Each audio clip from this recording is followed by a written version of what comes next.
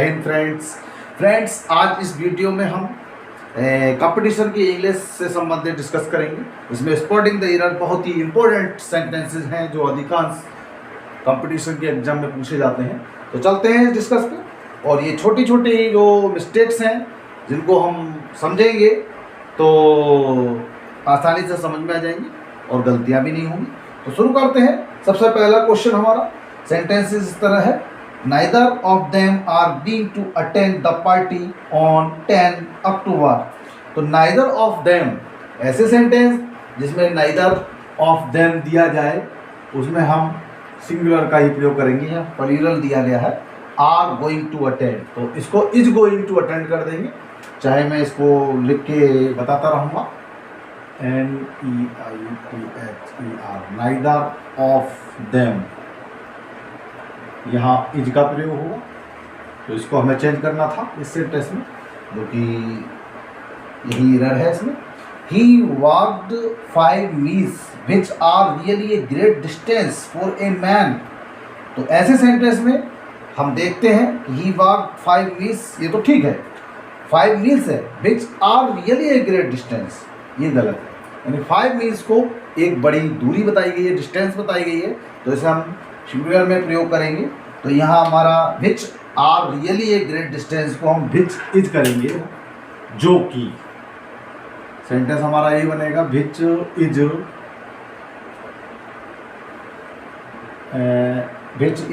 दिया गया था really a great distance.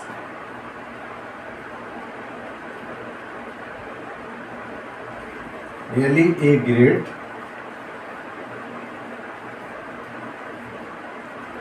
Distance. तो इस तरह से ये यहाँ पर इज का यूज करना था इसमें, जो कि छोटी छोटी मिस्टेक है, इन्हें हमें समझना पड़ेगा कि कहाँ क्या पूछा गया है सेंटेंस में। आइदर माई कलेजियस और ए पियोन आर कमिंग होम। तो जब आइदर और का प्रयोग किया जाता है, आइदर और का प्रयोग किया जाता है, तो और के बाद जो सब्जेक्ट आता है उसके अकॉर्डिंग ही हेल्पिंग वर्ब या वर्ब लगती है। तो यहाँ और ए क्यों दिया है, यानी एक चपरासी आर कमिंग होम, मेरे घर आ रहा है, तो इज का प्रयोग होगा इसमें, इसीलिए इसे यहाँ आइदर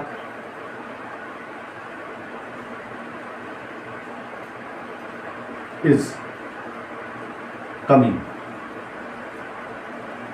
तो ये तीसरे सेंटेंस में ये मिस्टेक थी जो हमने यहाँ बताई आप लोगों को, इसे ध्यान में रखिए।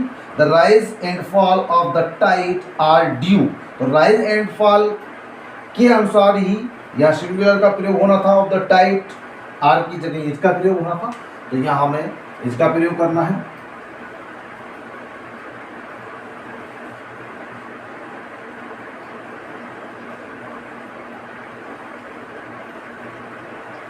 इज ड्यू, आगे जो भी है सेंटेंस में। Next 5 sentence, many a man. जहाँ मैनी ए मैन दिया जाता है वहाँ singular as a singular subject माना जाता है, सो हेल्पिंग वर्ब भी सिंगुलर वर्ब की लगाई जाएगी।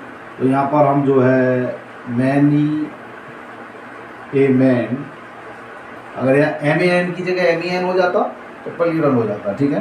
तो हैव की जगह हैज कर देंगे, बकाया सेंटेंस जो भी होगा वो कर देंगे। एरर हमारे लिए मिल चुकी है। Next sentence 6, the introduction of tea coffee and such other. दूसरे इनके लिए तो इंस्ट्रक्शन के अकॉर्डिंग यहाँ हम सेंटेंस में ध्यान देते हैं कि सब्जेक्ट में जो मेन वर्ड होता है उस पर ध्यान देते हैं। ऑफ के बाद जो बात आती है उसके अकॉर्डिंग हेल्पिंग वर्ब कभी नहीं लगती है। तो यहाँ इंट्रोडक्शन के अनुसार यहाँ हमें हेल्पिंग वर्ब लगानी है। तो इसमें इंट्रोडक्शन के अनुसार हैव नॉट दिया है, या हैज़ नॉट हो जाएगा। तो इसमें हम इसको शॉर्ट में लिख देते हैं कि has not. Next 7 sentence, the new type of automatic machine wash clothes faster. तो यहाँ न्यूअर टाइप के अनुसार, यानी कि जो मशीन्स हमने बताया, ऑफ के बाद जो भी मशीन्स हो कुछ भी हो उस पर ध्यान नहीं देते। स्टार्टिंग में जो हमारा मेन वर्ड्स होता है उसके अकॉर्डिंग एज ए सिंगुलर पर निर्भर मानते हैं और उसी के अनुसार हेल्पिंग वर्ब मानते हैं, हेल्पिंग वर्ब लगाते हैं। तो न्यू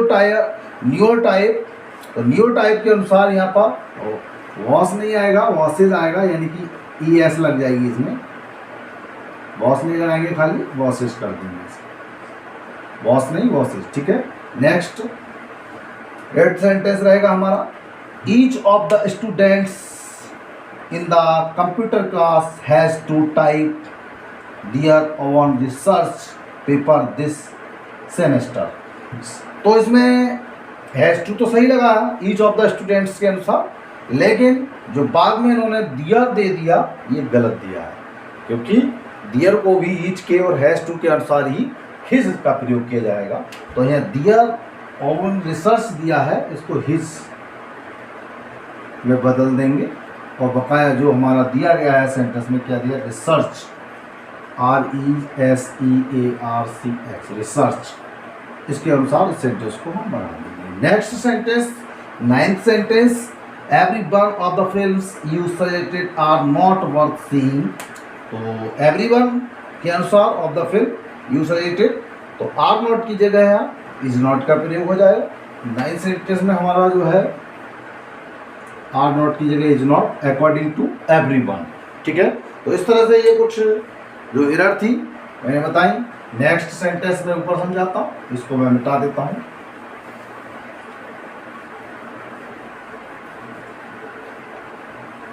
तो ये छोटी छोटी एरर है जो कि कंपटीशन में पूछी जाती हैं, हमें सिर्फ उनको समझना है, ना कि रटना है। रटने से कभी भी ये तैयार नहीं होंगे, इनको समझना पड़ेगा कि कहाँ हेल्पिंग वर्ब किसके अनुसार कहाँ कैसे लग रही है।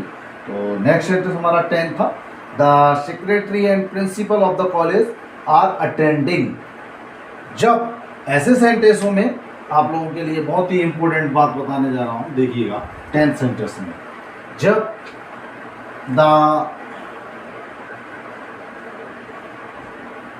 एक मिनट में इसकी मीनिंग देख लेता हूँ, द सेक्रेटरी एंड प्रिंसिपल। अब यहाँ मैं आप लोगों को बताना चाहता हूँ, ऐसे सेंटेंस जब भी आपके सामने आए, जब दा एक ही जगह लगा है तो ये एक ही व्यक्ति कहलाएगा। यदि इस सेंटेंस में अगर दा यहाँ भी लग जाता तो ये दो व्यक्ति हो जाते, और इसके अनुसार इसको प्लूरल के अनुसार हम इसमें हेल्पिंग वर्ब लगा देते।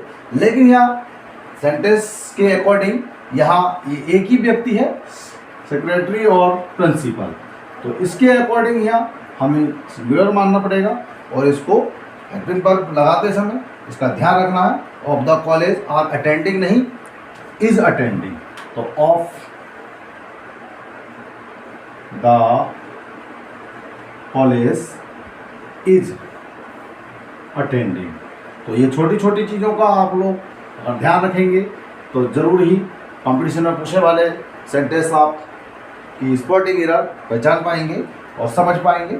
हर चीज़ समझना ज़रूरी है और इम्पोर्टेंट भी है, रटने से जो है कंपटीशन की जो प्रिपेयरिंग है वो नहीं होती। देखते हैं, there is only one of his novels that are interesting.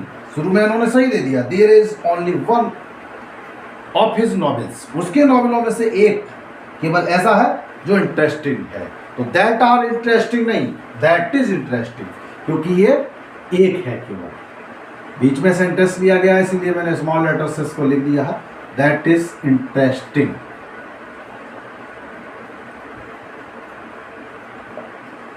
तो इस तरह से आर की जगह ये इज हो जाएगा। नेक्स्ट सेंटेंस हमारा 12th sentence, knowledge of at least 2 languages are required to pass the examination. तो हमने बोला था ऐसे सेंटेंस जिनमें एक वर्ड्स ऑफ से जोड़ा जाए, तो ऐसे सेंटेंसों को हम पीछे वाला कितना भी बड़ा कुछ भी पूछा जाए उस पर ध्यान नहीं देते, स्टार्टिंग के अकॉर्डिंग ही उसमें हेल्पिंग वर्ब लगाते हैं। तो नॉलेज के अकॉर्डिंग यहाँ पर जो है 2 लैंग्वेजेस दी गई है बाद में, ये हमारे इसके अकॉर्डिंग हेल्पिंग वर्ब नहीं लगेगी, तो केवल knowledge of at least 2 language को नॉलेज के अनुसार इज कर देंगे। यानी कि इस सेंटेंस में हमारा जो लगेगा इज रिक्वायर्ड, आर रिक्वायर्ड नहीं बल्कि इज रिक्वायर्ड। नेक्स्ट सेंटेंस देखते हैं। इट इज आई, यहीं से समझ में आ रहा है एरर मिल गई। इट इज आई नहीं बल्कि इट एम आई। आगे जो भी है सेंटेंस में एरर हमें मिल गई तो हमारी समझ में आ जाना चाहिए। नेक्स्ट है romanticise of melancholy in art and literature are the reason for insensitivity the suffering from depression. तो ऐसे सेंटेंस को हम रोमांटिसिज्म के अनुसार जो आर दिया है उसकी जगह एज कर देंगे, जैसा कि हमने अभी समझाते चले आ रहे हैं आपको। और वाले सेंटेंसों में स्टार्टिंग में जो मेन वर्ड होता है उसी की अकॉर्डिंग हेल्पिंग वर्ब लगती है। तो इज की जगह आर की जगह यहाँ इज का प्रयोग करेंगे, इज द रीजन। आगे सेंटेंस जो भी है आप अपने अकॉर्डिंग ले सकते हैं, ठीक है। तो इसमें आर ई ए होगा, ठीक। चलिए अगला देखते हैं। नेक्स्ट 15वां, patience as well as perseverance are necessary for success. तो पेशेंस के अनुसार यहाँ एज वेल एज वाले सेंटेंसों में जो पहला सेंटेंस सब वर्ड्स होता है उसके अकॉर्डिंग हेल्पिंग वर्ब लगती है। तो पेशेंस के अनुसार यहाँ हमारी इज का प्रयोग होगा। पेशेंस धैर्य इसको बोलते हैं। तो आर नर्सरी की जगह इज नर्सरी, ठीक है। इज नेसेसरी फॉर सक्सेस, सफलता के लिए आवश्यक है। तो इस तरह से ये बना दिया। 16वां यानी कि 16 सेंटेंस हमारा रहेगा। तो देखते हैं 16 सेंटेंस में क्या होगा। अच्छा, इसके साथ मैं 15 के साथ इज नेसेसरी लिख दूँ ताकि ये समझ में आ जाए कि कौन सा इज है। अदरवाइज दूसरा सेंटेंस में अगर इज आ रहा होगा तो आप लोग गलत समझ सकते हैं इसको, इज नेसेसरी। तो 16 sentences here. In Singapore, my brother-in-law with his wife were present at the function.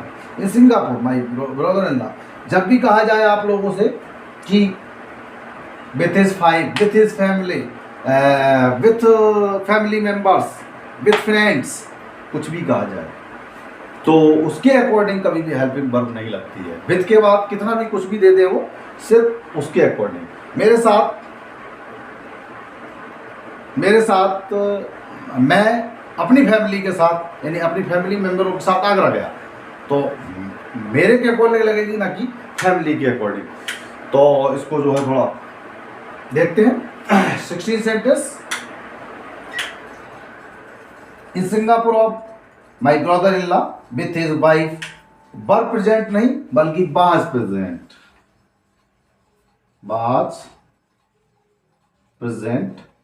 तो इस तरह से ये बहुत ही इम्पोर्टेंट मीनिंग है जिन्हें मैं जो समझा रहा हूँ। बहुत ही इम्पोर्टेंट टॉपिक है ये एरर के मामले में, इसको समझना बहुत ज़रूरी है। तभी आप लोग एरर को जो है सही एरर पकड़ पाएंगे सेंटेंस में और सही अपने क्वेश्चंस को वो कर पाएंगे, साइन कर पाएंगे और सही साइन कर पाएंगे, तभी सफल हो पाएंगे कंपटीशन में। तो ये बहुत ज़रूरी है समझना, इसको रटना या कोई और तरीका नहीं इसका मेथड, सिर्फ इनको समझना पड़ेगा अपने अकॉर्डिंग। एंड 70 सेंटेंस हमारा नेक्स्ट सेंटेंस। इसमें क्या दिया है इन्होंने, ए hot and A cold spring was found near each other. अब देखिए जैसे मैंने पिछली बार में मीनिंग में बताया था कि ए हॉट एंड ए कोल्ड, यहां इन्होंने दो बातें दे दी, ठीक है। अब अलग अलग लगा दिया इनने, तो इसको वाज नहीं बल्कि बर का प्रयोग करेंगे, स्प्रिंग बार। तो इस तरह से ये बाज का बार हो जाएगा। इसको समझने वाली बात यहाँ पर यही है कि जब एंड के साथ में ये अलग अलग दिए जाएंगे तो इनको अलग अलग माना जाएगा। अगर एक ही साथ में दे दिए जाते या दा दे दिया जाता तो उसको एक मानकर ही उसके अनुसार हेल्पिंग वर्ब सिंगुलर वर्ब के रूप में प्रयोग करते हैं हम। तो देखते हैं नेक्स्ट हमारा क्या है कि either of the roads lead to the park.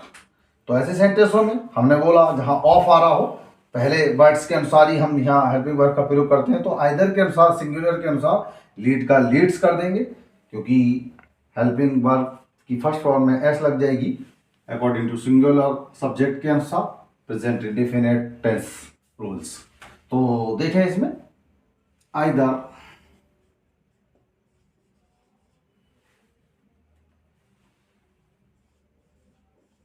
Of the roads leads LEAD, इसमें एस लगा देंगे टू द पार्क। तो इस तरह से ये सेंटेंस हमारे बने। And next sentence, one of my desires are to become a doctor. तो वन ऑफ, सारे सेंटेंस ऑफ वाले हैं, तो ऑफ वालों में जो भी हो, सॉरी, तो हमें इसको ध्यान में रखना है, सिर्फ इसको ध्यान में रखना। तो यहाँ वन ऑफ माई डिजायर्स, मेरी इच्छाओं में से एक पूछा गया है। तो एक इच्छा के लिए हम काय का प्रयोग करेंगे, आर टू बिकम दिया है, डॉक्टर बनने की है, तो is to become a doctor, जो भी है। तो इस तरह से ये बहुत ही इंपॉर्टेंट सेंटेंस हैं जो कि अक्सर कंपटीशन में पूछे जाते हैं। The whole block of flats including 2 shops were destroy in fire. तो यहाँ वर का प्रयोग नहीं होगा, हालांकि इस सेंटेंस में थोड़ा छुपा हुआ है। तो देखते हैं सेंटेंस का मतलब, द होल ब्लॉक यानी पूरा ब्लॉक फ्लैट्स के साथ, जिसमें 2 शॉप्स इंक्लूड हैं, कितनी भी इंक्लूड हो, लेकिन हमें स्टार्टिंग वाले के अकॉर्डिंग ही बदलना है, क्योंकि हमने ऑफ वाला रूल आप लोगों को बता दिया है कि ऑफ के स्टार्टिंग वाले के अनुसार ही लगाते हैं। तो होल ब्लॉक के अनुसार ही यहाँ पर मैन वर्ब लगेगी। तो जो है वर की जगह बाज का प्रयोग करेंगे कि आग में डिस्ट्रॉय हो गई यानी नष्ट हो गई, तो हम यहाँ वर की जगह बाज डिस्ट्रॉय कर देंगे। तो इस तरह से उम्मीद है इस सेंटेंस मैंने आप लोगों को स्पॉटिंग द एरर से संबंधित समझाए। उम्मीद है समझ में आए होंगे, और आप इस वीडियो को देख रहे हैं तो जरूर ही इसका लाभ लेंगे। और वीडियो देखने के लिए बहुत बहुत धन्यवाद। नेक्स्ट इंग्लिश की वीडियो से बने रहने के लिए हमारे चैनल से बने रहिए और enjoy your life. Thank you.